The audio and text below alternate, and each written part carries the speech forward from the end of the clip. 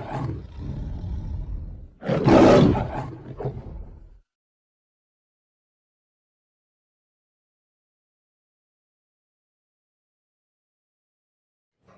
Hind natural पैरी, all of you my dear friend, this is Shiva Rathore from natural पैरी series. My dear friends, आज के episode में हम जिस शख्सियत से रूबरू करा रहे हैं वो जानी मानी शख्सियत है mister engineer Harikishore Tiwari. Harikishore Tiwari engineer हैं और कर्मचारी संघ उत्तर प्रदेश के अध्यक्ष हैं। अभी जुमा 2 दिन पहले my dear friends mister Akhilesh Yadav सपा प्रमुख के साथ इन्होंने सदस्यता समाजवादी पार्टी ज्वाइन की है। तो आज मिस्टर हरिकिशोर जी की कहानी, हरिकिशोर जी की जुबानी हम आप तक पहुंचाते हैं। सर नमस्कार। नमस्कार सर, कैसे हैं? बस ठीक है, बढ़िया है। सर, शिवा राठौर को के सवाल के लिए जाना जाता है, तो मेरा पहला सवाल आपसे ये है कि पहले तो मैं आपको शुभकामनाएं देता हूं कि आपने समाजवादी पार्टी ज्वाइन की। सवाल ये है कि आप भारतीय जनता पार्टी में भी रहे और सपा में भी आपने ज्वाइन किया, तो what the difference between Samajwadi party and Bharatiya Janata party? Tell me right now sir. Bharatiya Janata party में मैं रहा नहीं, लेकिन विचारधारा हम लोगों की परिवार की रही है और उस जमाने में रही है जबकि भारतीय जनता पार्टी की सरकार बनने की कोई उम्मीद नहीं थी कि 2 सीटें आया करती थी। तब से हम लोग उसमें कांग्रेस के बाद जुड़े। विचारधारा ठीक लगी थी अटल जी के ज़माने में और उसी समय से काम शुरू किया सब परिवार के लोगों ने। लेकिन बीच में सब कुछ ठीक चला। अभी जो सरकारें आ रही हैं, जब बनने लगी सरकारें, तब इनके यहाँ सारा कुछ सैद्धांतिक जो चीज़ें थी वो सब समाप्त हो गई और जैसे दूसरी पार्टियों में जो कुछ होता है वैसे इनके यहाँ भी होने लगा। तो ये सब चीज़ें जब हम लोगों ने निकट से देखी, उसके कारण ये हुआ कि भाई जब सारी पार्टियाँ एक सी हैं तो कहीं भी काम किया जा सकता है। मैंने अभी MLC का चुनाव भी लड़ा और उसमें मैं निर्दलीय लड़ा और भारतीय जनता पार्टी के सभी लोग 12 जिलों में सिर्फ मुझे हराने में लगे। तो ये भी अच्छा नहीं लगा। उन्होंने मेरे खिलाफ प्रत्याशी भी मेरे नाम का ढूंढ कर खड़ा किया, जबकि इतनी बड़ी राष्ट्रीय पार्टी इतने छोटी छोटी हरकतें उसे नहीं करनी चाहिए थी, उसने की। इससे मुझे लगा कि नहीं, उनके सिद्धांत अब ठीक नहीं रहे और हमने निर्णय लिया। सर, एक सवाल ये है कि जैसे आपने निर्णय लिया तो ये जो आपकी वेदना थी, आपका नाराज होना जायज़ था, क्योंकि जब आपने चुनाव लड़ा, मैं कहूँगा कि निर्दलीय लड़ा, तो आप इसको सिस्टम में आगे भी तो पहुँचा सकते थे। अगर इस बात को लेके दल बदल देना ये कहाँ तक सही है? नहीं, आगे पहुँचाने की कोई बात बची नहीं है। जिसको पता था वो सब लोगों को शुरू से ही पता रहा। उसके बाद उन्होंने जब कहा कि आप चुनाव न लड़ें, मैंने कहा नहीं लड़ूंगा और मैं लड़ा और ताकत से लड़ा और आप लोगों ने देखा कि पूरी ताकत से मैं चुनाव लगभग जीतने की स्थिति में रहा हमेशा। तो ये स्थितियाँ नहीं आज की तारीख में। और जब मन में बिखराव होता है, मन दलित होता है, तब उसके बाद कोई स्थितियाँ बचती नहीं हैं और मुझे लगता है कि वहाँ सुनने वाला भी कोई नहीं है इन चीज़ों का। और अगर ऐसा लगता है कोई सुनने वाला नहीं तो निश्चित रूप से वहाँ जाने से कोई फायदा नहीं, जहाँ सम्मान नहीं हो सकता। सर, एक सवाल है कि जैसे आज आप समाजवादी पार्टी के पाले में हैं, कल आप बीजेपी की विचारधारा के पाले में थे, तो जो दल बदलने वाली जो रणनीति है या जो पाले हैं, तो लोग ये जो आपकी जो इमेज है, आप कह रहे थे अभी कि अटल बिहारी वाजपेयी के समय से हम जो है एक ही विचारधारा से काम कर रहे हैं, तो जो दल बदलने वाली जो है, जो आपकी विचारधारा है, तो इससे क्या आपकी इमेज को धक्का नहीं लगेगा या दाग नहीं लगेगा? सर देखिए, मेरे पास किसी दल की सदस्यता अभी तक नहीं है, इसलिए आप ये नहीं कह सकते हैं कि मैं भारतीय जनता पार्टी से बंधा हुआ हूँ। विचारधारा अलग बात होती है। मैं हिंदू हूँ, आज भी हिंदू हूँ, कल भी हिंदू रहूँगा। इसका मतलब ये नहीं कि भाजपा ने ठेका ले रखा है हिंदू बनने का, तो ये मेरे ऊपर ठप्पा नहीं लग सकता है कि मैंने पहली बार सदस्यता ग्रहण की है किसी भी दल की, तो इसलिए मैं पहली बार समाजवादी पार्टी में जुड़ा हूँ और उसी की सदस्यता मैंने ली है। उससे पहले मैंने किसी दल की सदस्यता आज तक नहीं ली थी, इसलिए दल बदलू होने का मेरे ऊपर कोई प्रश्न नहीं लगता। सर, आगामी जो विधानसभा का जो चुनाव आ रहा है 2022 में, इस चुनाव को लेके तो कयास लगाए जाएंगे कि वो MLC का जो उन्होंने टिकट नहीं दिया तो इंजीनियर हरिकिशोर तिवारी खिसिया के भारतीय जनता पार्टी की विचारधारा छोड़ के समाजवादी पार्टी की विचारधारा में लीन हो गए, तो लोगों के दिमाग में और जहन में तो चलेगा ना सर, ऐसे तो नहीं आप खत्म कर सकते। बिल्कुल सही बात है। जहाँ मैं इस योग्य माना गया और मेरे पास अगर 24,000 वोट हमको पूरे 12 जिलों में मिला, तो MLC चुनाव में ये एक बड़ा वोट बैंक होता है निर्दलीय को मिलना। आप देखेंगे इतिहास उठा के कि जो निर्दलीय होता है 500 वोटों पे और 1000 वोट के अंदर से मिल जाता है। मैं तीसरे नंबर पे पूरे भारत और उत्तर प्रदेश में रहा और अपने क्षेत्र में रहा। राष्ट्रीय पार्टियों को भी इतना मत नहीं मिलता है, इतना मुझे मत मिला है।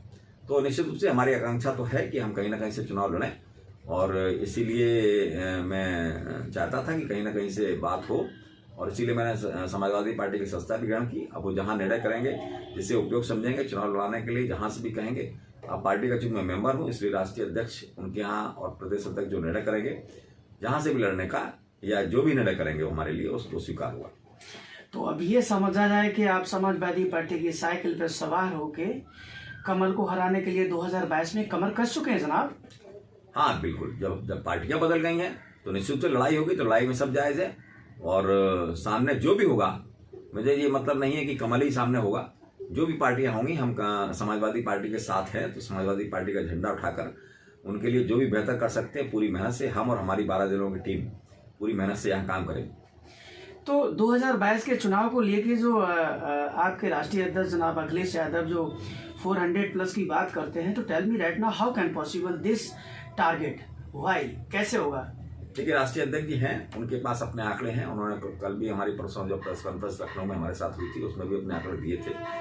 तो उनके जो आंकड़े हैं वो सही हैं, और मीडिया के भी आंकड़े ठीक हैं, और जनता के भी आंकड़े ठीक है। हम लोग जमीन पर रहते हैं, हम लोग भी देख रहे हैं कि इतना ज़्यादा निराशा है लोगों में, इतना ज़्यादा लोगों में झूठे वादे करने के ऊपर आक्रोश है कि वो सब कहीं ना कहीं निकल के आएगा, और वो निश्चित रूप से उन्हें हार का सामना देखना पड़ेगा। जनाब, जब ज़मीनी लोग हैं और ज़मीनी काम करते हैं और ज़मीनी हकीकत जानते हैं, तो जब इतना विकास हुआ था समाजवादी पार्टी की सरकार के दौरान, तीखा सवाल होता है मेरा, तो जब इतना विकास हुआ, मैं कहूँगा कि हाईवे बनवाए गए, इटावा में लायन सफारी बना, मेडिकल कॉलेज बने, और बहुत सारे एक्सेट्रा, मैं कहूँगा कि मेट्रो उन्होंने चलवाई लखनऊ में। फिर क्यों हारे चुनाव 2022 में, कैसे जीतेंगे चुनाव? देखिए, उत्तर प्रदेश का इतिहास रहा है कि एक बार जब सरकार बनती है, बहुत बड़ा प्रदेश है, तो उसको सब कुछ ठीक कराना, उसको सब कुछ समझाना, और सब विकास की बात उसकी समझ में आना कुछ मुश्किल काम तो होता ही है। इसीलिए यहाँ कभी भी दोबारा सरकारें रिपीट नहीं हुई आज तक। लेकिन इस बार जो इनका विकास था वो बहुत अच्छा था अखिलेश सरकार का। लेकिन जब भाजपा वालों ने अपना काम शुरू किया तो उन्होंने झूठे वादे किए लोगों से कि हम नौकरियां बहुत देंगे, हम 15 लाख रुपए आपकी जेब में डाल देंगे। ये तमाम सारी चीज़ें जो लोगों को समझाई, और उसी का नतीजा था कि उन वादों में लोग चले गए। आज की तारीख में जो पब्लिक होती है, हमारी जनता है, वो पता नहीं उनको क्या है कि वो फ्री का जो कुछ मिलता है उस पर ज़्यादा विश्वास करते हैं, चाहे उसकी गर्दन काट दी जाए। और इस सरकार ने निरंतर उसकी ऐसी जेब से पैसा निकाला है, चाहे महंगाई हो चाहे कुछ हो। डेली आपकी जेब से 100-200 रुपए निकले जा रहे हैं, जो महंगाई के रूप में निकल रहे हैं। वास्तविक स्थिति में ये है स्थितियाँ, तो उसको पब्लिक नहीं देख पा रही, किन्हीं कारणों से हम लोग उसको दिखाना है। तो निश्चित रूप से इसी कारण वो पार्टी हारी, समाजवादी पार्टी। और अब लोगों को एहसास हो रहा है कि हमने गलत निर्णय लिया है। निश्चित रूप से इनके जो 5 साल का कार्यकाल हम लोगों ने देखा है, चाहे कोरोना काल रहा हो, इतनी अव्यवस्थाएं जीवन में कभी नहीं देखी। चिल्लाते हैं कि इतने बड़े कार्यालय हमारे, इतने बड़े हमारे अस्पताल खुल गए हैं, इतनी ऑक्सीजन की व्यवस्था है। यहाँ तक कि संसद में कहा कि ऑक्सीजन से कोई मरा ही नहीं है। इतना गलत सलत बोलने वाले लोग, पब्लिक जानती है कि कैसे बोल रहे हैं। निश्चित रूप से पब्लिक गलती को सुधारेगी, अपनी गलती को सुधारेगी, और समाजवादी पार्टी को फिर से उसी रवैये पर लाकर जिताएगी। और जो सीटें अखिलेश जी कह रहे हैं वो निश्चित रूप से वहाँ तक हम लोग पहुँचेंगे। अजी जनाब, एक सवाल बनता है कि जब आप अखिलेश यादव के बगल में बैठे थे, जब आप मैं समझता हूँ कि जो प्रेस कॉन्फ्रेंस चल रही थी, तो आपने ये कहा था कि अब तक के जितने भी मुख्यमंत्री हुए उनमें सर्वश्रेष्ठ जो प्रदर्शन जो मुख्यमंत्री के रूप में किया वो अखिलेश यादव ने किया। तो tell me right now what the difference between mister Akhilesh Yadav and Yogi Adityanath, इनमें कौन अच्छा है और कौन नंबर 1 पे, कौन नंबर 2 पे? नहीं, मैंने उस दिन भी कहा था कि 5 साल का सरकार का अनुभव और 5 साल का विपक्ष का अनुभव, जितने भी दावेदार आज की तारीख में हैं, उन पे पास किसी के पास नहीं है। ये काफ़ी बड़ी बात है। और अखिलेश जी चूँकि सरकार चला चुके हैं, इन्होंने विकास के नाम पे बहुत काम किया, और अभी भी उनके मन में जो उनकी योजनाएं हैं वो बहुत अच्छी हैं, वो प्रयास कर रहे हैं निकल के। तो निश्चित रूप से अभी भी जो सरकार जिसे चल रही है, तो सरकार कोई विधायक और ये मिनिस्टर्स नहीं चला रहे। यही इस देश का दुर्भाग्य है और प्रदेश का दुर्भाग्य है। यहाँ वो ब्यूरोक्रेट्स चला रहे हैं, और ब्यूरोक्रेट्स जब चलाएंगे तो स्थितियाँ वहीं की वहीं रहेंगी, क्योंकि ब्यूरोक्रेट्स को पता है कि हम अभी भी ब्यूरोक्रेट हैं, और दूसरी सरकार आएगी तब भी रहेंगे, और पहले भी हम ब्यूरोक्रेट्स थे, हमको ही सरकार चलानी है। तो जब उन्हीं को सरकार चलानी है तो हमारे लोग क्या कर रहे हैं, तो सरकारें क्या कर रही हैं, तो भाजपा या कोई भी पार्टी क्या कर रही है। निश्चित रूप से उनका मनोबल बढ़ा है अधिकारियों का सरकार में, और इसीलिए जो काम वहां दिखाई पड़ रहा है आंकड़ों में, वो धरातल पर नहीं दिखाई पड़ रहा है। वो गलत रिपोर्टिंग कर रहे हैं, और इसीलिए जनता बहुत नाराज है प्रदेश की, और वो निश्चित रूप से वहां इनको वोट नहीं देगी। सर, आप कर्मचारी संघ उत्तर प्रदेश के अध्यक्ष रहे हैं, तो आप ये बताइए कि आपने अपने अध्यक्ष काल में कर्मचारियों के लिए ऐसे 5 काम बताइए जो उनके लिए, उनकी फैमिली के लिए यादगार रहेंगे। देखिए, सबसे बड़ा काम हमने जो किया वो भी अखिलेश सरकार में ही हुआ, वो था कैशलेस इलाज का। कैशलेस इलाज में किसी भी कर्मचारी को कहीं भी अस्पतालों में कहीं भी फ्री इलाज हो सकता था, और उसका पैसा सीधे सीधे सरकार वहां डाल सकती है। वो आखिरी कैबिनेट में पारित हुआ। इस सरकार ने उसका नाम पंडित दीनदयाल उपाध्याय रख दिया, और वो चीज आज तक लागू नहीं हुई। मतलब अधिकारियों के मकड़जाल में उसको फांस दिया। ये बहुत बड़ा दुर्भाग्य है इस प्रदेश का कि इतनी हड़ताल और आंदोलन और सरकार से सहमतियों के बाद, कैबिनेट से पारित होने के बाद जो आदेश जारी हो गया था, जिसके कार्ड भी लोगों के बन गए थे, उसको 4.5 साल में हम लोग नहीं लागू कर पाए, और उसका नाम पंडित दीनदयाल उपाध्याय है। मैं समझूंगा कि ये सरकार की योजना हो गई क्योंकि इसका नाम पंडित दीनदयाल उपाध्याय हो गया। अगर मेरी योजना ही पारित नहीं हुई, मेरी योजना ही धरातल पर नहीं आई, तो मैं समझूंगा कि तमाम सारी योजना सरकार जो चला रही है अपने नामों से, वो योजना नहीं चल रही। तो ये स्थिति बड़ी दुर्भाग्यपूर्ण है कि योजनाओं के नाम बदले जा रहे हैं, योजनाएं चलाई नहीं जा रही हैं। तो निश्चित रूप से ये हमारा बड़ा काम था जो हमने किया, जो हमारी सोच के ऊपर उपस्थित थी। और भी कुछ काम थे जिनमें लोगों के प्रमोशंस नहीं हुआ करते थे। पेंशन के मुद्दे पे तमाम सारे अभी सुधार ही हो पाए हैं, जिसपे बहुत बड़े आंदोलन हमने किए हैं।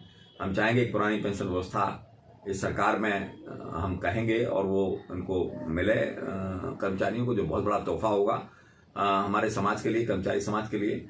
और तमाम सारे मोटरसाइकिल अलाउंसेस वगैरह होते हैं उनके, उस पर हम लोग ने काम किया, उस पर अभी अदर में है, वो पूरा काम नहीं हो पाए हैं। तो इस तरह के तमाम सारे काम जो रूटीन के होते हैं वो हम लोग बराबर कर्मचारी कराते रहे, और तमाम सारे काम लोगों ने कराए। तिवारी जी, आपने अपने बहुमूल्य समय में से जो चैनल को समय दिया है, इसके लिए मैं बहुत बहुत आपका तहे दिल से शुक्रिया अदा करता हूं। आप संक्षिप्त में 30 सेकंड में आप चैनल के माध्यम से देश की, प्रदेश की जनता को, जनमानस को कोई संदेश देना चाहेंगे? हाँ, हम ये संदेश देना चाहेंगे कि इस वक्त जो सरकार हैं वो जुमलों पे चल रही हैं और नीचे धरातल पर इनका कोई काम नहीं है। आप लोगों को चाहिए कि जो सरकार काम कर सकती है, ये बेरोजगारी दूर कर सकती है। बेरोजगारी की स्थिति बहुत खराब है पूरे प्रदेश में। मैं इस पर दोबारा कहना चाहूँगा आपसे कि बेरोजगारी, ये स्थितियाँ आ जाएंगी कि हमारे बच्चे पढ़ लिख कर आत्महत्या करेंगे, क्योंकि उनके पास 5,000 6,000 को सरकार को देने के लिए रुपया नहीं है। बड़ी बड़ी कंपनियां, ईस्ट इंडिया कंपनी जैसी कंपनियां बड़ी बड़ी आ गई हैं जो उनका दोहन कर रही हैं, और 11 महीने 12 महीने 2 साल 6 साल के बाद निकाल के बाहर कर रही हैं। इस पर भी माननीय राष्ट्रीय अध्यक्ष जी से हमारी बात हुई है, और एक अच्छी नीति हम लोग बनाने का प्रयास कर रहे हैं, जिसमें कि हर हालत में उसकी नौकरी रेगुलर होकर लगेगी। हर जो कर्मचारी जो कि संविदा पर भर्ती हुआ है या आउटसोर्सिंग में भर्ती हुआ है, वो किसी कीमत पे कहीं निकाला नहीं जाएगा, उसको उत्पीड़न नहीं होगा, उसको पूरा धन उसकी सरकार में मिलेगा, उसको मिलेगा। इस तरह की बहुत बड़ी योजना एक हम लोगों ने बनाने का प्रयास किया है, जो आपको दिखाई पड़ेगी।